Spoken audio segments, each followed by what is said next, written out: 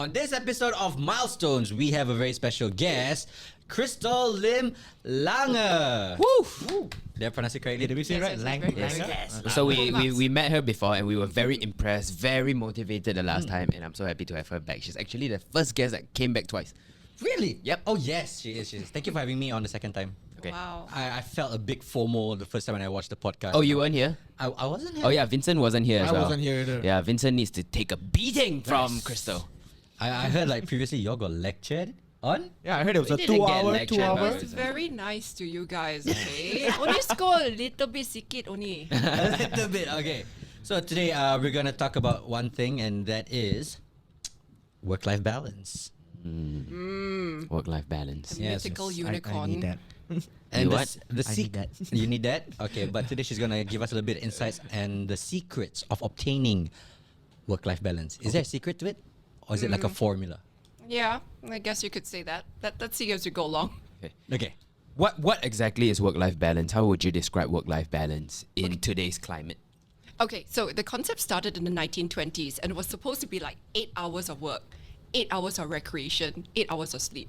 So that whole 8 hours of work plus 8 hours of recreation was supposed to be like work-life balance, right? But today, when we talk about work-life balance, it's got a couple of meanings. Some people think that it's just like, don't work so hard lah, so that your life is bigger than just work.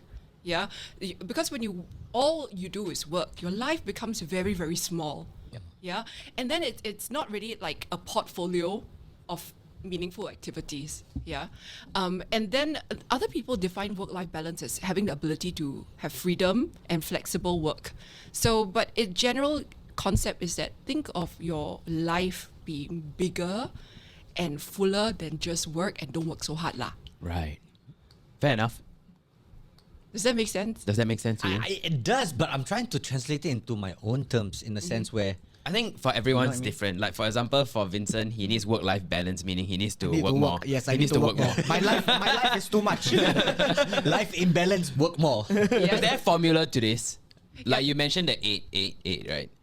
Is there an actual way to calculate this on a mathematical level? No.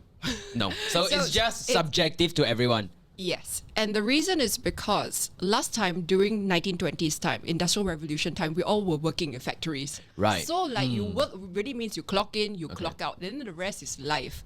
But nowadays with emails, with all of this, particularly for creators like yourself, it's not like there's work and then there's life. So people are now starting to talk about work-life integration, and also even when you talk about balance, it's not a static balance. Like do your yoga pose where everything is just static and then like balance, because we are never static and still until the day we die.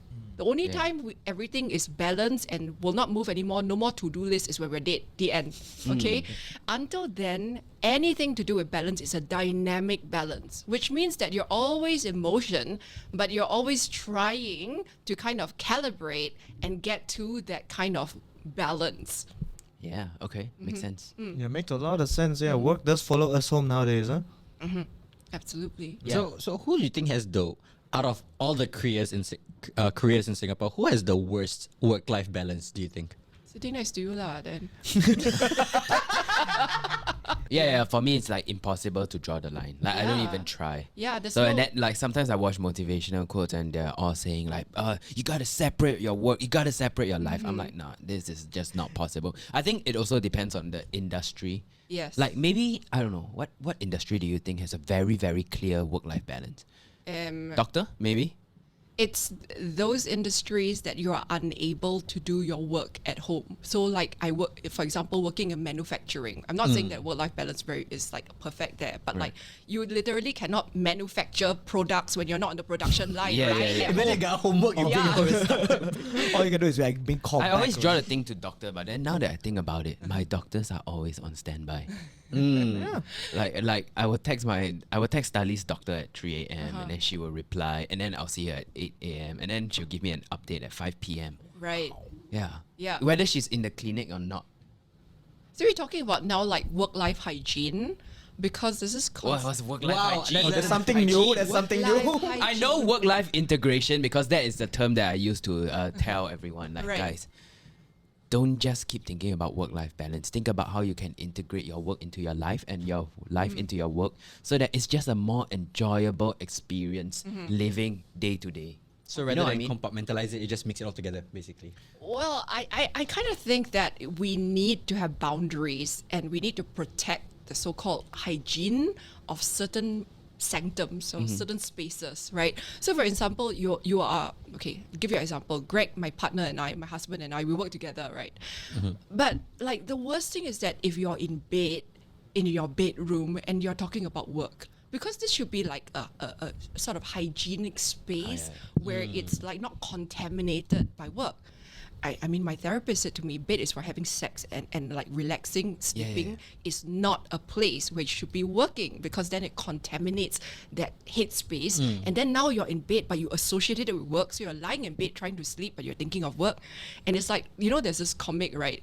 A man is at work, but he's thinking about golf. Then the next frame, the man is at golf, but he's thinking about his wife. And then the next frame, he's with his wife, but he's thinking about work, you know, sort of thing. So you're never ever present and enjoying the moment and the activity in which you're, and it's a waste, because then you just go through life never really fully present. 100%. My So, God. so the point you're trying to make is that you should not be doing, okay, so to define work-life hygiene, you should be more present in the things that you do, and you should not be bringing work to places that should not have work. Is No, that what you mean? I'm talking about like- having really good boundaries. Okay, how do you make those boundaries though? Okay, so I'll give you an example. So I already told you about my husband and I working, right? Yeah. So we have, our house has actually 3 stories, 1, 2, 3. So the second story is our work story, is where our office is and everything. We are not allowed to talk about work on the third story. The third story is our bedroom. It is our couple time. In the minute we go upstairs, we cannot talk about work. So that means that if a client suddenly calls and I need to talk about something, and my husband and I are lying there in bed, right? I will literally say, Greg, can we step out to the corridor? I need to talk to you about work. That's, Wow. Yeah, that's a boundary, because I want there to be a hygienic space, a safe space for our relationship that's not contaminated by work. Because once work evades your psyche, your consciousness, you cannot get away from it. And it's a little bit like, you know, like a spring, when you have a spring and you stretch the spring all the time until, it's a bit like having a spring, and then you stretch the spring until there's no more elasticity already, right? Then the spring is all stretched out. It can't snap back. So I found out that when I had no work-life hygiene, no good boundaries, there was one time I was going on holiday with Greg, and he was sitting there watching the ocean, and he was just watching, and I was like, hey, what are you doing? He's like, oh, I'm just watching the waves. This one is very interesting. I was like, what do you think about when you watch waves? He's just like, nothing. And he's like, what do you think about when you watch the waves? I'm like, first I think, is this content? And then I think, can I film this? And then I think, can I monetize this? And then, can this be a cost? The mind And of then, a creator. That's so you though. so whatever. And then my husband's like, really? And then I realized that I was like that spring that I had been like stretched out, and I was so worn out, so burnt out, that because I didn't have this protection. And actually what psychologists and neuroscientists know is that the mind needs space and time to regenerate. Okay, so like, imagine you go to the gym. You guys all go gym, right? Definitely, Look like it, right? definitely. Look like it. Every day, Look like it. Okay, so when you go to the gym, you are not building muscle when you're working out. You're actually breaking down muscle. And the time you're actually growing the muscle is after When you you sleep. go, when you sleep, when you relax, right? Same thing. Like when we work, right? Sometimes it's not the best ideas, the most creativity, the most important decisions that happen while we are working. It's when we are actually resting on holiday in those spaces in between that suddenly we come up with this mindset shift or these like aha moments that actually create the success. So that we that's why want. people have retreats, right? They have retreats to away from work, and they have some time to think. I understand what you mean by the ways. I want to share also, because I'm a content creator, right? Like everything I see is content. So everything I do is also content, and it contributes to the larger collective of all my content. And the more content, the more followers, more deals, more money. So basically every piece of content is a money-making opportunity for me, but also an opportunity to build my profile. Yeah. So one thing I always do is when I travel, I always vlog, I always make content. And for the longest time, I felt like, man, I can't enjoy. I'm not in the moment. I can't, like, I'm in Dubai. There's like all of these fun stuff, but must take out the camera. Yeah. Or when I'm with my friends, you know, we're overseas. The first thing I think about it is I must take out my vlog cam to vlog. So it's a very tiring process. But so I went for. So after I realized that, I decided, you know what, I need to go for a trip with no vlogging, no videos. Let's not do content. Right. It's an act of self-care and self-worth Wait. when you do that. But when I did that, I was like, I freaking hate this feeling. I hate it so much. Like, where's my camera? Like, look at the view. Like, look at what we're doing. Yeah. How are we not filming this? Okay. This is such a waste. Yeah. And then I realized that it's just in me and I cannot change it anymore. And I am totally okay with it. Okay, well, a couple of things. So when very highly successful people actually take a break, two things happen. Okay, there's two coping strategies. The first one is that they get really weird and uncomfortable, feeling like, what the hell am I supposed to be doing with myself? There's something missing, you know. And then they try to get really busy and do something. Yeah. Yeah. Okay. The second type is strategy is like, I then will do some like numbing out activity, like just watch some crap or just like, turn off my brain sort of thing because I'm so overwhelmed sort of thing. But there's actually a third way, which is healthy. Yeah. And the third way is actually to find an activity or a hobby which puts you in what we call the flow zone. So there's a psychologist called Csikszentmihalyi, and he did all this research on something called flow. And flow is like, okay, that feeling that 1 minute I'm doing some activity, next minute I look at the clock, wow, it's already lunchtime, you know. The time just passed by because I was so immersed in it. Whether you're gaming, whether you're playing the piano, whether you're cooking, whether you're crafting, whatever it is, some sort of activity whereby you have a relatively high level of skill. You also have a relatively high ability level of challenge.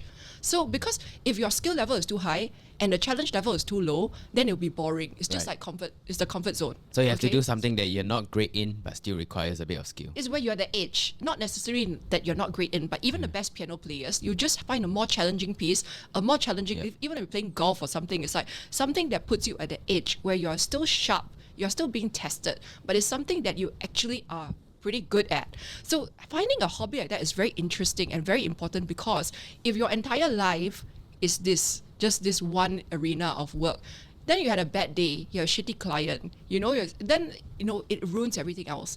But we need more kind of protective mechanisms where it's like, okay, there's just one in my portfolio of happiness. Okay, so I have this career, but I also have this other activity I also really love, whatever lah, Yeah, I completely know what you mean, You know but what I mean?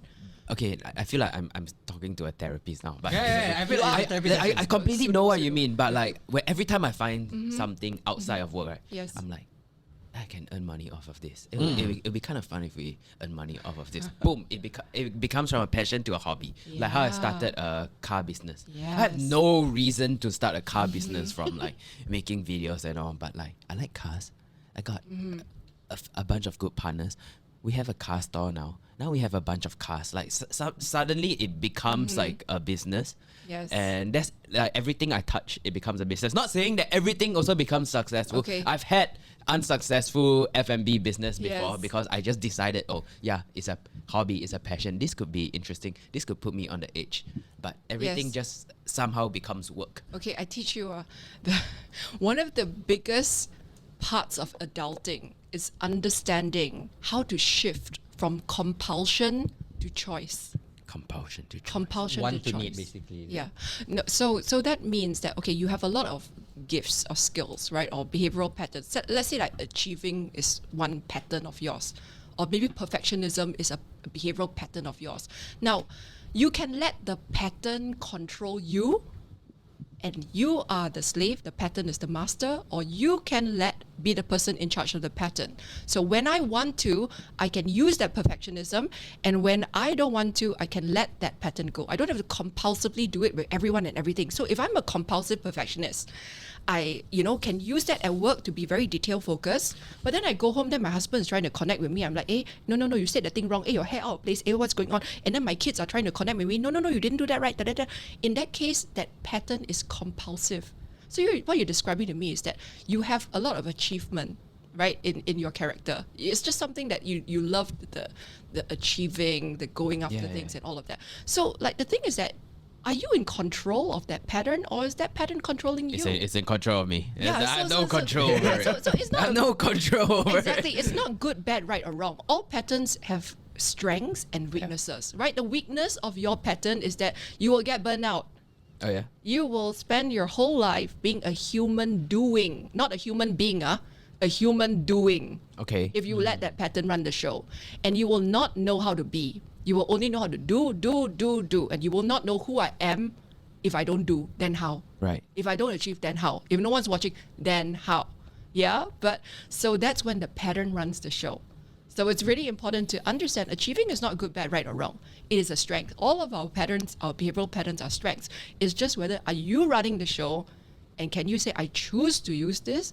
And when I want to relax, I want to sleep, I can choose not to be an achiever. I can sleep. When I choose to be with my family, I can choose not to film my daughter saying something funny for content. I can choose to just be with her in the moment. Right. Yeah? So this it's actually very interesting because there's a conversation that my ex manager we had right here, who's now like our marketing chief. Right. So, Yeah. so she was telling me like you need to compartmentalize your characters so that you have like a Jian Hao who's like Jian Hao the content creator. Yes. The Titan Academy Jian Hao. And then you have the boss Jian Hao, who's the boss of Titan, the work guy, the entrepreneur. And then you have the dad Jian Hao, who's like husband to Debbie and father to Starly. So like being able to compartmentalize myself into different characters and knowing when to draw the right character for the situation also helps me. Yeah, and I think And she told me I have to look different for each. I mean, that's one way to how to get it started. So I gotta right? put on the dead bod. Hey, it's fun. It's fun. It's a good feeling. yeah, but it is important to carve out that safe space for private time that is out of the public sphere, because you're always in the public eye, your personal life becomes somewhat translucent. Yes. Yeah, so you want to have some boundaries so that two important boundaries are private time and also rest time. You need to rest, you need to sleep, right? So for me, I cannot read any non-fiction before I go to sleep because my entire life, Your mind will just go. yeah, my mind will just go into like, this is content creation, this is whatever, this and that. I will come up with all kinds of ideas. So I will purposely find something very opposite to what I do, which is trashy books about serial killers, Okay. trashy thrillers, Okay. whatever it is that is so different that it forces my brain, and it's also immersive enough that it's like forces my brain out of that mode. So do you watch like reality shows? Yes, I do. Okay. Because like my whole, every day, man, I've got to be so mindful. gotta be so serious, in right? front of Because my so clients, corporate. so corporate, so mindful with every word. I'm mindful all day, man. Like 12 hours of mindfulness. Give me some mindlessness, man. Yeah. So like, but the thing is that like whatever it is that you do, you cannot do too much of it. 100%. You know what I mean? So like, if you are like so mindful like me like that, right? You be mindful all the time, you go crazy. I believe lah. So that's why you need to balance it out. So you are in a public eye all the time. You also need to balance it out with some sort of inner private time. That's actually signaling to yourself, this is self-worth. I'm taking myself serious. I deserve this. All right, I deserve this. I deserve this. I deserve this. Yeah. Okay. Let us go back to work-life balance. Yeah, a little yeah. We steered quite. it's a little bit too much about Jian Hao, but it's okay. No, because like the whole time you guys were talking, I'm just trying to implement myself in your shoes, you know. Because in the past, the game was in control, not you. But now you have choice. You own and you're going to gaming intentionally. Yeah, so that's it. Yeah, Vince, stop inviting me to games. Actually, stop inviting me already because he The knows I want to last reject him. time I invited you was a very sad moment. Okay. Oh yeah. Okay, guys, you need to get a room or something. Alright, but how does one even start to achieve work work-life balance. Okay. Okay, but from where? From coming from where? Oh yeah. You But what's the work, context? You finish work already. You're trying to unwind. Like what? You know, one thing that's important is also having a winding down ritual because we are very tightly wound. You know, when we work, we're like a million things going on, and like actually, my husband taught me this like winding down ritual. But you know, a lot of us we have to-do lists, right? So we have a lot of things on the to-do list, but I do this thing called the ta-da list, which is the opposite of a to-do list. At the end of the day, when I know my day is over, I've worked hard enough, I write down the things that I've achieved. I've done that, I've done this, I've done that, ta-da, I've done it. It's completed, and it's kind of a little bit like your computer shutting down. And you, because the thing about the to-do list is that the mind loves an incomplete puzzle. If you show the mind something incomplete, like, guys, what if I told you by the end of this that I was going to, your mind would be like, what out? You're trying to solve the incompleteness. Right. So a to-do list actually is very bad for the brain in a way because you keep on thinking, you need to complete. So you know, you're not able to tune off and get into that life relaxation mode. So like it helps to be really intentional. Like, okay, I've done this today. I've achieved this 1, 2, 3, 4. And just take 1 minute, just 1 minute to reflect on what you've achieved. Positive psychology research shows that one of the most important factors in thriving is being able to recognize and celebrate our accomplishments. But we don't do that in Singapore. As soon as we meet a sales target, we're going to move the sales target. We're going to meet that. We're going to push that. We're going to meet that. We're going to change it. Now on to the next thing. So we never, ever, ever get that feeling of accomplishment. And because we never feel like we've accomplished anything, we're always constantly on the back foot, fighting the next fire, the next fire, the next fire, then we never give ourselves time to actually feel like we're doing a good job and celebrate this thing called life. I see. I get it, but then again, it's because maybe Singapore itself is very competitive. So the need to always better ourselves and better the opposition is always there.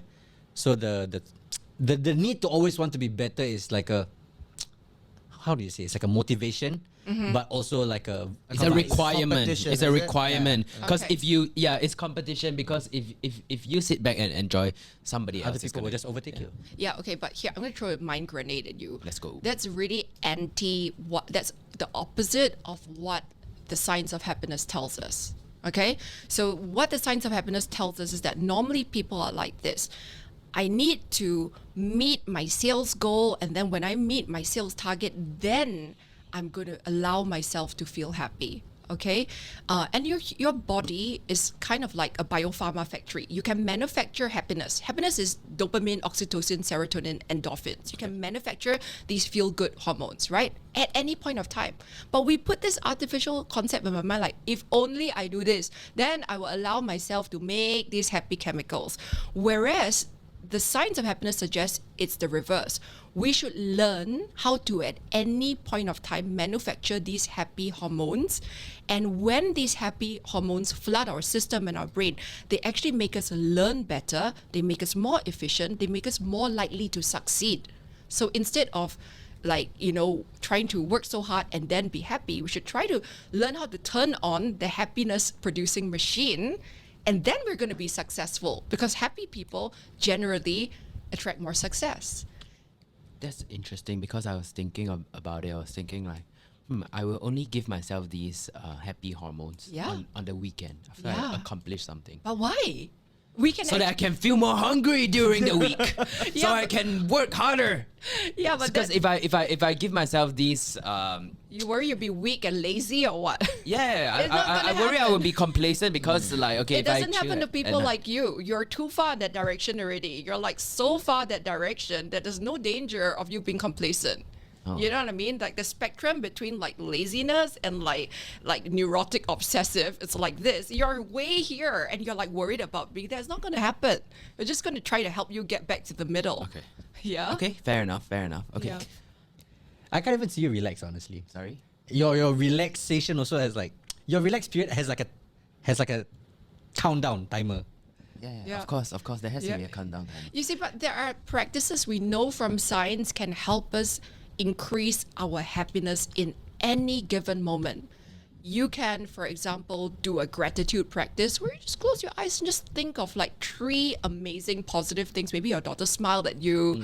You can bring up 3 positive memories today and let yourself really savor those memories. Immediately, you are creating happy hormones. It took you like, what, 60 seconds? Yeah. You know what I mean? That for sure. That I'm okay with. That I do all the Yeah, time. you can do, right? Yeah. So gratitude really helps as one.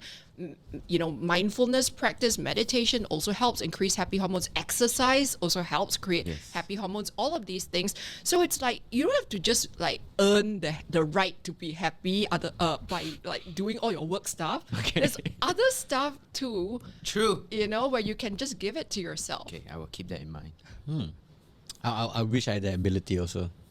Can I come back to something interesting that Yes. you wrote about here Yes, about please. content? You said something like content creators. I'm trying to find that.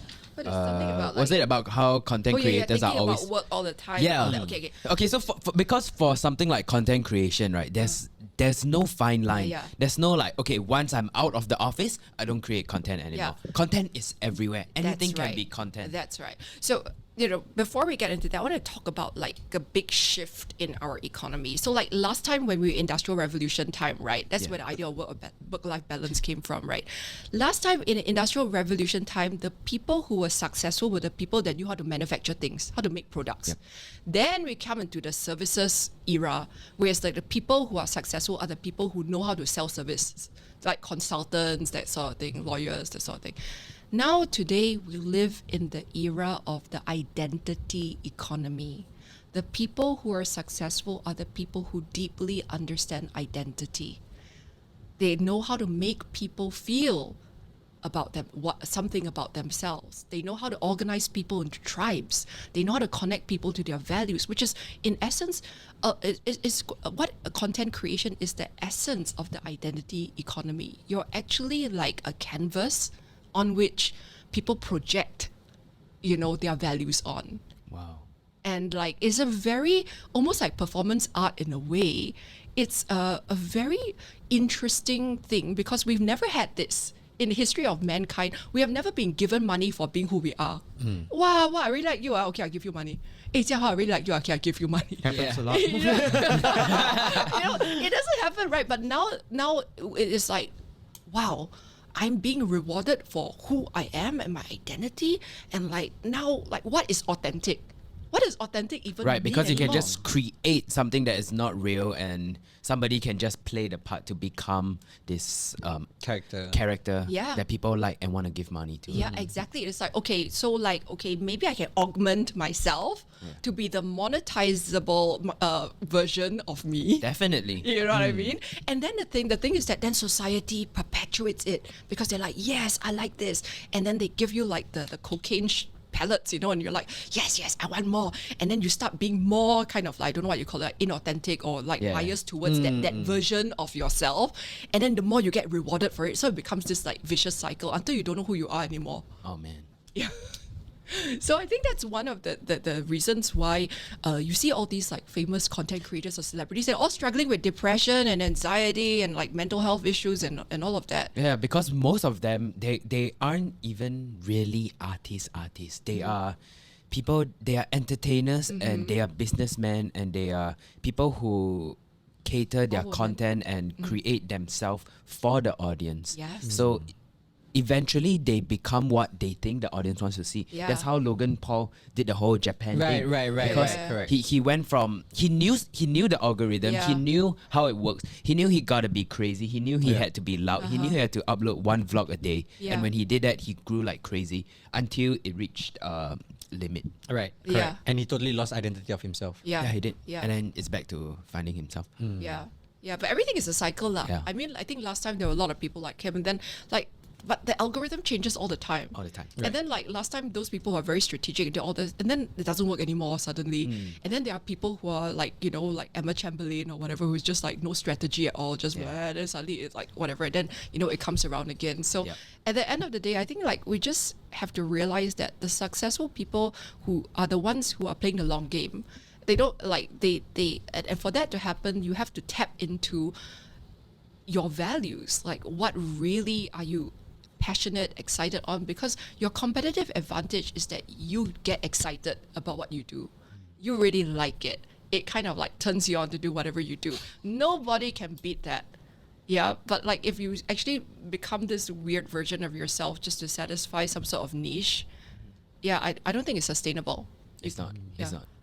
But for a certain time, it is. Yep, that's And right. If Yeah. you keep seeing success, I think the momentum builds, and then you just eventually become that character. Just Yeah. eventually mold into that person. Yeah.